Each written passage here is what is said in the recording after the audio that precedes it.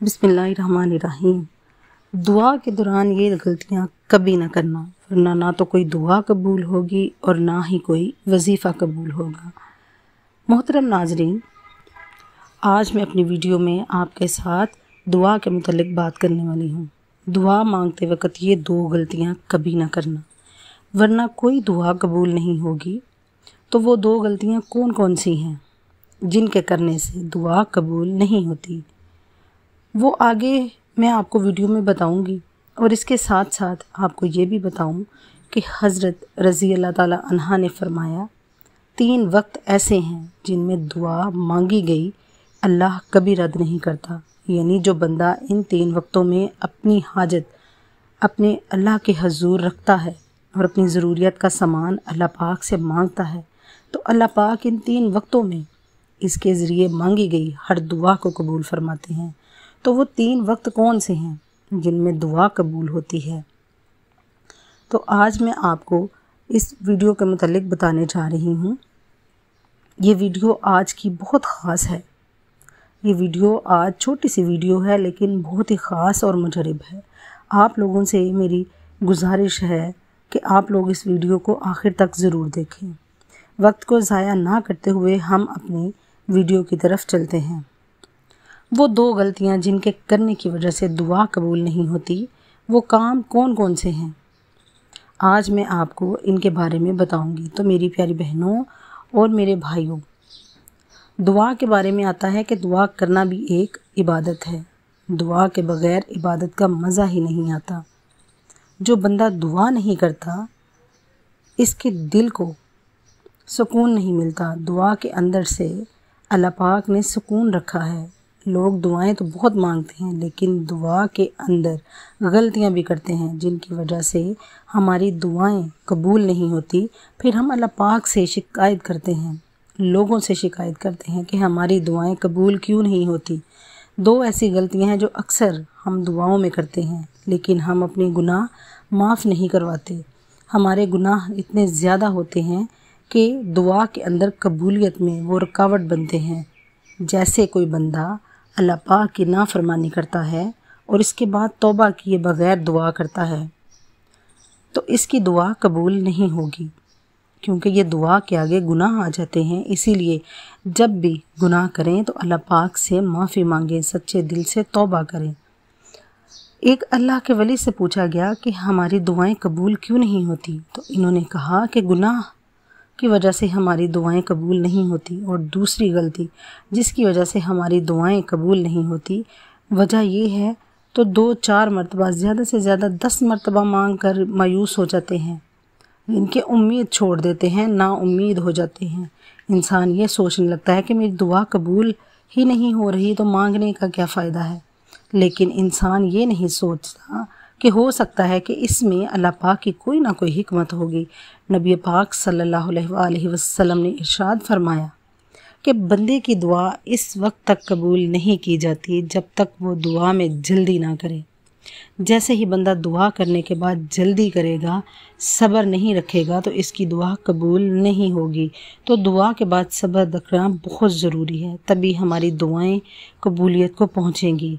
अब हम आपको इस वीडियो के बारे में बताने लगी हूँ, 3 ऐसे वक्त के बारे में बताने लगी हूँ जिनके बारे में हज़रत अली रज़ी अल्लाह ताला अन्हा ने फरमाया, जो बंदा इन 3 वक्तों में अपनी हाजत अल्लाह रब्बुल इज़्ज़त के सामने रखता है और अपनी ज़रूरियत का सामान अल्लाह पाक से मांगता है, चाहे वो औलाद ही क्यों ना हो, मालो दौलत ही क्यों ना हो, अल्लाह पाक इसको ये 3 वक्तों में जो वो मांगता है अल्लाह पाक इसको ज़रूर अता फरमाते हैं। और दूसरी बात, हम अल्लाह पाक को के सामने वजीफ़े करते हैं, दुआएं मांगते हैं, लेकिन अल्लाह पाक हमारी दुआओं को, हमारे वजीफ़ों को तभी कबूल करते हैं जब हम सच्चे दिल से पूरी आजिज़ी इनकिसारी के साथ करते हैं। मैं आपको आज ऐसा वजीफ़ा बताऊंगी, अगर 11 दिन के अंदर, 11 रातों के अंदर आप इस वजीफ़े को करते हैं तो इंशाअल्लाह अल्लाह पाक आपकी हर हाजत को पूरा कर देंगे और आपके घर में खूब खैर व बरकत होगी। अल्लाह रब्बुल इज़्ज़त की गायब मदद से बरकत ही बरकत और रहमत ही रहमत होती है। तो वो 3 वक्त कौन से हैं? ایک شخص حضرت رضی اللہ تعالی عنہا کی خدمت میں آیا اور کہنے لگا، علی وہ کون سا وقت ہے کہ جب بھی دعا مانگ لو تو فوراً قبول ہو جائے؟ تو حضرت علی رضی اللہ تعالی عنہ نے فرمایا، اے شخص، میں نے اللہ کے رسول صلی اللہ علیہ وآلہ وسلم سے سنا ہے کہ 3 موقع ایسے ہوا کرتے ہیں جن میں اللہ اپنے بندوں کی دعا رد نہیں کرتا۔ اس شخص نے پوچھا، یا علی وہ کون سے 3 لمحات ہیں؟ تو حضرت علی رضی اللہ تعالی عنہ نے فرمایا، نمبر 1، جب انسان کا جسم کانپنے لگے اور تھر تھرانے لگے، اس وقت دعا مانگی گئی کبھی رد نہیں ہوتی۔ نمبر 2، جب اللہ کا ڈر دل میں ابھرنے لگے، اس وقت بھی انسان اگر کوئی حاجت اپنے رب کے سامنے رکھتا ہے، اللہ اس کی حاجت کو ضرور پورا کر دیتے ہیں۔ اور نمبر 3 پر، جب انسان کی آنکھیں نم ہو جائیں تو اس وقت میں مانگی ہوئی دعا بھی رد نہیں کرتا بلکہ ضرور قبول کرتا ہے۔ اور یاد رکھنا، ان تینوں حالاتوں میں انسان کائنات کی جو بھی چیز مانگے وہ اسے ضرور ملتی ہے، چاہے وہ صفا مروہ کے برابر، سونے چاندی کے برابر ہی کیوں نہ ہو۔ اللہ پاک اس کی دعاؤں کو فوراً قبول کر لیتے ہیں اور اس کی ہر حاجت کو، اس کی ہر مراد کو پورا کر دیتے ہیں۔ اب میں آپ کو ایسا وظیفہ بتاؤں گی جسے آپ مالدار ہو سکتے ہیں، یعنی مالا مال ہو سکتے ہیں، مالدار ہو سکتے ہیں، اور انشاءاللہ آپ کے گھر میں بہت ساری برکتیں، خیر ہوگی۔ وہ وظیفہ آپ کو 11 دن تک کرنا ہے، اور وہ وظیفہ کیا ہے؟ اللہ پاک کا ایک صفاتی نام ہے، یا رزاقو۔ یا رزاقو، یہ اللہ پاک کا بڑا ہی مبارک نام ہے کہ اے اللہ میری مالی پریشانی دور کر دے، مجھے زیادہ سے زیادہ روزی دے دے اور حلال روزی دے دے۔ تو یہ وظیفہ کرنے کے لیے آپ کو رات کو وضو کرنا ہے۔ وضو کرنے کے بعد جب آپ بستر پر بیٹھیں تو داہنی کروٹ سنت پر آپ کو لیٹنا ہے۔ پھر لیٹنے کے بعد آپ کو اپنی حاجت دل میں رکھ کر یا رزاقو، یا رزاقو، یا رزاقو 111 مرتبہ 111 مرتبہ 11 دن تک پڑھنا ہے، اور ہر رات اسی طریقے سے وضو کر کے ہی پڑھنا ہے۔ انشاءاللہ اللہ تعالیٰ کچھ ہی دنوں کے اندر آپ کی ہر حاجت کو پورا کر دیں گے، اور اللہ کی مدد غیب سے آپ کے گھر میں آئے گی۔ اللہ کی رحمت اور برکت آپ کے گھر میں برسنے لگے گی انشاءاللہ۔ اب ہم آپ کو بتاتے ہیں کہ پیارے نبی حضور پاک صلی اللہ علیہ وآلہ وسلم نے ارشاد فرمایا، 4 چیزیں چہرے کی رونق ختم کر دیتی ہیں۔ نبی کریم صلی اللہ علیہ وآلہ وسلم نے فرمایا، جس انسان کی زندگی میں یہ 4 چیزیں آئیں گی تو اس کے چہرے کی رونق چلی جاتی ہے۔ تو پیارے رسول صلی اللہ علیہ وآلہ وسلم نے 4 چیزوں کے بارے میں بتایا ہے، وہ میں آپ کو بتاؤں گی۔ اس کا چہرہ بے رونق ہو جاتا ہے، اس کی زندگی سے خوشیاں جاتی رہتی ہیں۔ تو جیسا کہ آج کل کے دور میں چل رہا ہے کہ ہر انسان اپنے چہرے کی خوبصورتی کو بڑھانا چاہتا ہے اور بے سکونی سے نجات پانا چاہتا ہے، کیونکہ وہ باتیں آپ کو میں بتاتی ہوں جن سے آپ پرہیز کر لیں تو آپ کا چہرہ بھی رونق دار ہو جائے گا، یعنی آپ کے چہرے پر رونق آ جائے گی، خوبصورتی آ جائے گی، نور آ جائے گا، اور آپ کو خوشیاں ہی خوشیاں ملنی شروع ہو جائیں گی۔ پیارے آقا حضرت محمد صلی اللہ علیہ وآلہ وسلم نے ارشاد فرمایا، زنا کرنے سے چہرے کی رونق ختم ہو جاتی ہے۔ عزت نہیں کرنا، یعنی جو انسان عزت نہیں کرتا اس کی خوشیاں جاتی رہتی ہیں۔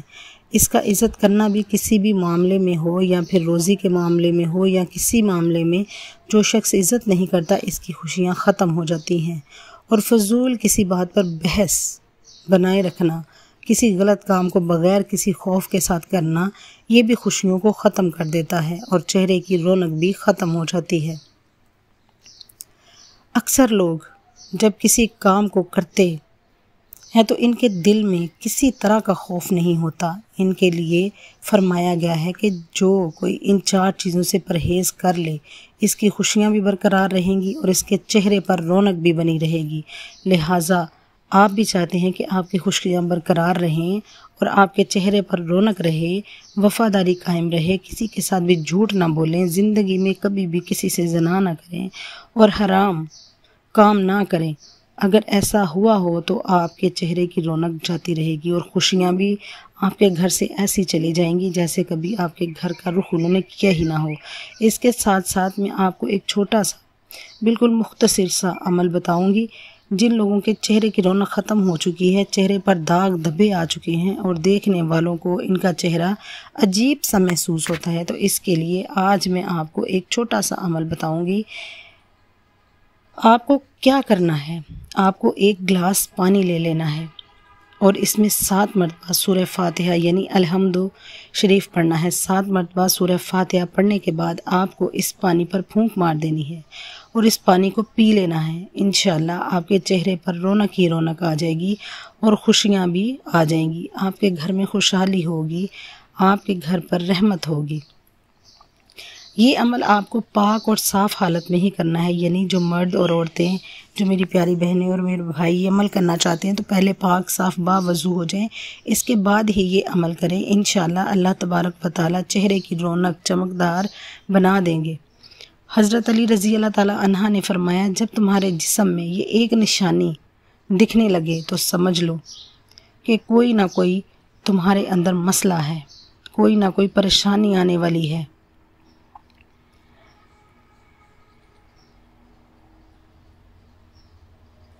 جب تمہارے جسم میں یہ ایک نشانی دکھنے لگے تو سمجھ لو کوئی آپ کے لیے دعا کر رہا ہے۔ تو حضور پاک صلی اللہ علیہ وآلہ وسلم نے فرمایا، پیٹھ پیچھے مسلمان بھائی کی دعا قبول ہوتی ہے، اس کے پاس ایک فرشتہ ہو دعا کرنے والے کے سر سے قریب مقرر ہوتا ہے۔ جب کوئی کسی مسلمان بھائی کے لیے دعا کرتا ہے تو فرشتہ اس پر آمین کہتا ہے اور یہ کہتا ہے کہ مسلمان کے حق میں تو نے جو دعا دی ہے وہ تیرے لیے بھی اس جیسی نعمت کی خوشخبری ہے۔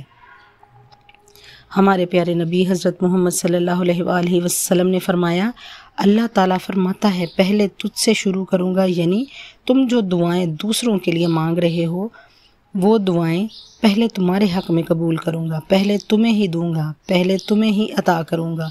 سب سے زیادہ قبول ہونے والی دعائیں کون سی ہیں؟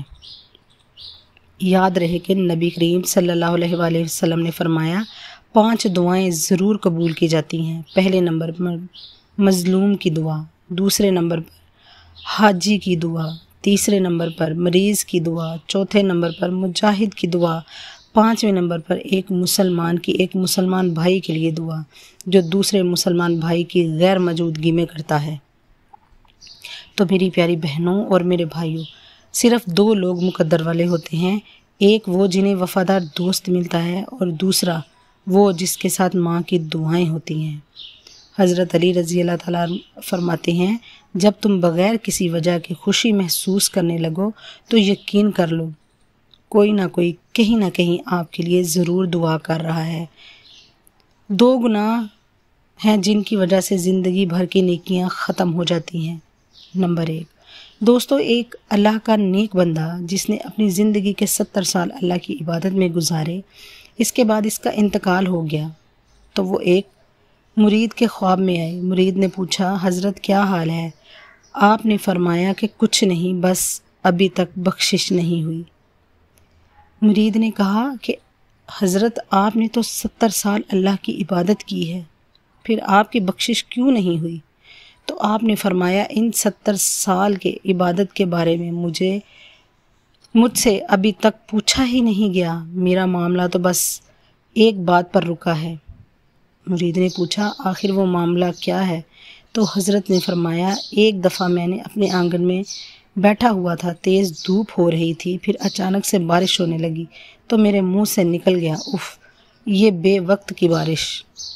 بس اللہ نے مجھے پوچھا، وہ بارش بے وقت تک کیسی تھی؟ اسے ثابت کر کے دکھاؤ، کیونکہ اللہ کے یہاں ہر چیز کا وقت مقرر ہے۔ اب میں اسے بے وقت تک کیسے ثابت کروں؟